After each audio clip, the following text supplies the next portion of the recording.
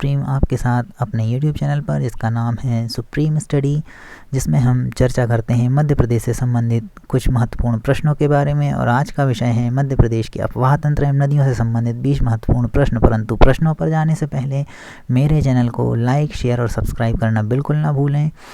Notification bell icon को press करना बिल्कुल ना भूलें, जिससे हम आपके लिए अच्छे वीडियो बनाते रहें।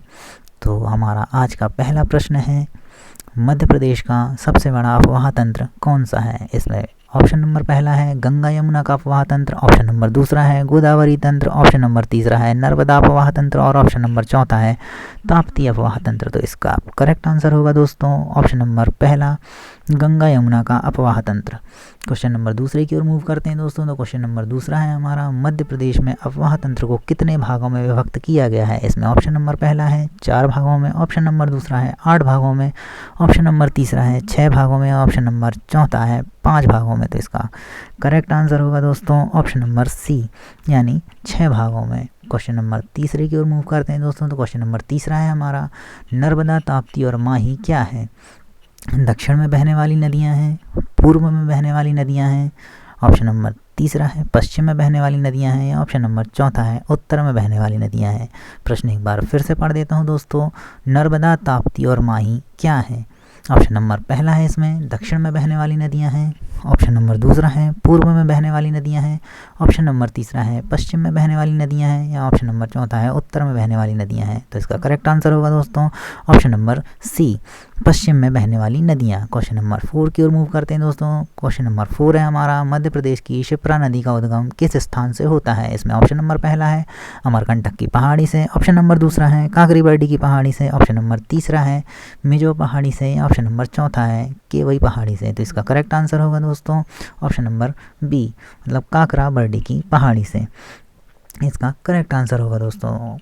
इसी के साथ साथ हम क्वेश्चन नंबर 5 की ओर मूव करते हैं दोस्तों। तो क्वेश्चन नंबर 5 है हमारा, मध्य प्रदेश में रेवा के नाम से किस नदी को जाना जाता है? इसमें ऑप्शन नंबर पहला है चंबल नदी को, ऑप्शन नंबर दूसरा है नर्मदा नदी को, ऑप्शन नंबर तीसरा है ताप्ती नदी को, ऑप्शन नंबर चौथा है शिप्रा नदी को। इसका करेक्ट आंसर होगा दोस्तों ऑप्शन नंबर बी, नर्मदा नदी को।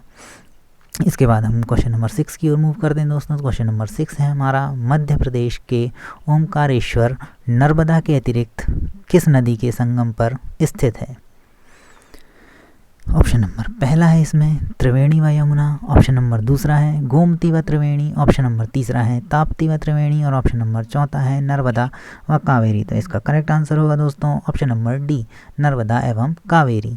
क्वेश्चन नंबर 7 की ओर मूव करते हैं दोस्तों। तो क्वेश्चन नंबर 7 है हमारा, निम्न नदियों में से कौन सी सतपुड़ा और विंध्यन पर्वतमालाओं के बीच बहती है? तो इसमें ऑप्शन नंबर पहला है नर्मदा, ऑप्शन नंबर दूसरा है ताप्ती, ऑप्शन नंबर तीसरा है माची, ऑप्शन नंबर चौथा है साबरमती। तो इसका करेक्ट आंसर होगा दोस्तों option number A, Narmada. Question number 8 की ओर चलते हैं दोस्तों। तो क्वेश्चन नंबर 8 है हमारा, निम्नलिखित नदियों घाटियों में से किस नदी घाटी पर राजा सौरस के कंकाल अवशेषों के जीवाश्म का उत्खनन हुआ था? तो इसमें ऑप्शन नंबर पहला है बेतवा, ऑप्शन नंबर दूसरा है तवा, ऑप्शन नंबर तीसरा है नर्मदा, और ऑप्शन नंबर चौथा है चंबल। तो इसका करेक्ट आंसर होगा दोस्तों ऑप्शन नंबर सी, यानी नर्मदा। क्वेश्चन नंबर 9 की ओर मूव करते हैं दोस्तों। तो क्वेश्चन नंबर 9 है हमारा, मध्य प्रदेश की काली सिंध नदी का उद्गम किस जिले में होता है? इसमें ऑप्शन नंबर पहला है देवास, ऑप्शन नंबर दूसरा है उज्जैन, ऑप्शन नंबर तीसरा है इंदौर, ऑप्शन नंबर चौथा है धार। तो इसका करेक्ट आंसर होगा दोस्तों ऑप्शन नंबर ए, देवास। इसके बाद क्वेश्चन नंबर 10 की ओर मूव करते हैं दोस्तों। तो क्वेश्चन नंबर 10 है हमारा, मध्य प्रदेश की मान नदी किसकी सहायक नदी है? ऑप्शन नंबर ए है इसमें गोदावरी, ऑप्शन नंबर बी है चंबल, ऑप्शन नंबर सी है यमुना, ऑप्शन नंबर डी है नर्मदा। इसका करेक्ट आंसर होगा दोस्तों ऑप्शन नंबर सी, यमुना। इसके बाद हम क्वेश्चन नंबर 11 की ओर मूव करते हैं दोस्तों। तो क्वेश्चन नंबर 11 है हमारा, तवा, देनवा, शक्कर निम्न में से किस नदी की सहायक नदी है? तो देवना नहीं है दोस्तों, देनवा है। थोड़ा सा टाइपिंग एरर है सर दोस्तों, थोड़ा सुधार लीजिएगा। तो तवा, देनवा, शक्कर निम्न में से किस नदी की सहायक नदी है? तो इसमें ऑप्शन नंबर पहला है चंबल, ऑप्शन नंबर दूसरा है नर्मदा, ऑप्शन नंबर तीसरा है शिप्रा, और ऑप्शन नंबर चौथा है ताप्ती। तो इसका करेक्ट आंसर होगा दोस्तों option number B, Narmada. Question number 12 की ओर मूव करते हैं दोस्तों। क्वेश्चन नंबर 12 है हमारा, मध्य प्रदेश में तवा एवं नर्मदा नदी का संगम किस स्थान पर होता है? ऑप्शन नंबर पहला है इसमें वंद्रमान, ऑप्शन नंबर दूसरा है पिपरिया, ऑप्शन नंबर तीसरा है मंडई और ऑप्शन नंबर चौथा है मटकुली। तो इसका option number A right answer होगा दोस्तों, बंद्रामान। क्वेश्चन नंबर 13 पे जाने से पहले दोस्तों मेरे चैनल को लाइक, शेयर और सब्सक्राइब करना बिल्कुल ना भूलें, साथ ही साथ बेल आइकन को प्रेस करना बिल्कुल ना भूलें। तो हम इसके बाद क्वेश्चन नंबर 13 की ओर चल रहे हैं दोस्तों। तो क्वेश्चन नंबर 13 है, नर्मदा के बाएं तट पर मिलने वाली सहायक नदियाँ कौन सी हैं? इसमें ऑप्शन नंबर पहला है जामनेर, ऑप्शन नंबर दूसरा है तेंदोनी, ऑप्शन नंबर तीसरा है बारना और ऑप्शन नंबर चौथा है तवा। तो इसका करेक्ट आंसर होगा दोस्तों ऑप्शन नंबर चौथा, मतलब डी, तवा। इसके बाद क्वेश्चन नंबर 14 की ओर मूव करते हैं दोस्तों। क्वेश्चन नंबर 14 है, मध्य प्रदेश में वर्धा नदी का उद्गम कहाँ से होता है? इसमें ऑप्शन नंबर पहला है बैतूल, ऑप्शन नंबर दूसरा है उज्जैन, ऑप्शन नंबर तीसरा है सिवनी, ऑप्शन नंबर चौथा है छिंदवाड़ा। तो इसका करेक्ट आंसर होगा दोस्तों option number A, Betul. Question number 15 की ओर चलते हैं दोस्तों। क्वेश्चन नंबर 15 है, मध्य प्रदेश में नर्मदा संरक्षण व शुद्धिकरण के उद्देश्य से नमामि देवी नर्मदे यात्रा कब प्रारंभ की गई?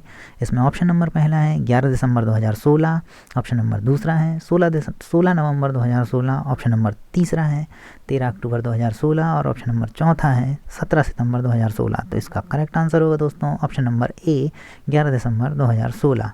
इसके बाद दोस्तों हम क्वेश्चन नंबर 16 की ओर मूव करते हैं। क्वेश्चन नंबर 16 है हमारा, मध्य प्रदेश की कौन सी नदी उत्तर और दक्षिण भारत की, माफ़ कीजिएगा दोस्तों, मध्य प्रदेश की कौन सी नदी उत्तर और दक्षिण भारत के पारंपरिक सीमा का निर्धारण करती है? तो इसमें ऑप्शन नंबर पहला है सिंधु नदी, ऑप्शन नंबर दूसरा है गंगा नदी, ऑप्शन नंबर तीसरा है नर्मदा नदी और ऑप्शन नंबर चौथा है सोन नदी। तो इसका करेक्ट आंसर होगा दोस्तों ऑप्शन नंबर सी, यानी नर्मदा नदी।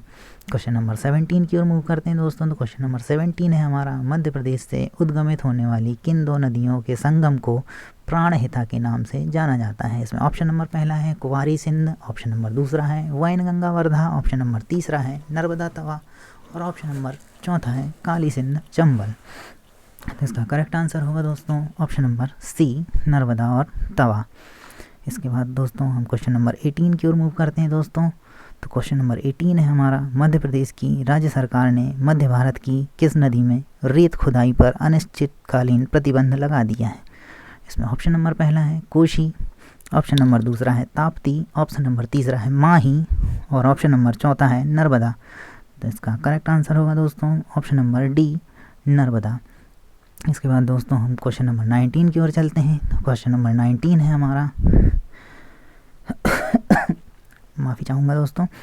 तो क्वेश्चन नंबर 19 है हमारा, मंडला जिला किस नदी के किनारे बसा हुआ है? तो ऑप्शन नंबर पहला है इसमें सिंध नदी, ऑप्शन नंबर दूसरा है माही नदी, ऑप्शन नंबर तीसरा है बेतवा नदी और ऑप्शन नंबर चौथा है नर्मदा नदी। तो इसका करेक्ट आंसर होगा दोस्तों ऑप्शन नंबर डी, मतलब नर्मदा नदी। इस आज का अंतिम क्वेश्चन दोस्तों, जो कि क्वेश्चन नंबर 20वां है, कुछ इस तरह है, मध्य प्रदेश के सिवनी जिले में भीमगढ़ बांध किस नदी पर स्थित है? तो ऑप्शन नंबर पहला इसमें वैनगंगा, ऑप्शन नंबर दूसरा है चंदन, ऑप्शन नंबर तीसरा है शिवाना और ऑप्शन नंबर चौथा है समूली। तो इसका करेक्ट आंसर होगा दोस्तों ऑप्शन नंबर ए, यानी वैनगंगा। तो आज के हमारे क्वेश्चन आपको कैसे लगे दोस्तों, कमेंट बॉक्स में ज़रूर लिखिए। साथ ही साथ हमारे चैनल को लाइक, शेयर और सब्सक्राइब करना बिल्कुल ना भूलिए। नोटिफिकेशन बेल आइकन को दबाना बिल्कुल ना भूलिए, जिससे मैं आपके लिए इसी तरह के अच्छे अच्छे वीडियो बनाते रहूं। इसी के साथ आपसे अलविदा लेना चाहूँगा दोस्तों। जय हिंद, जय भारत।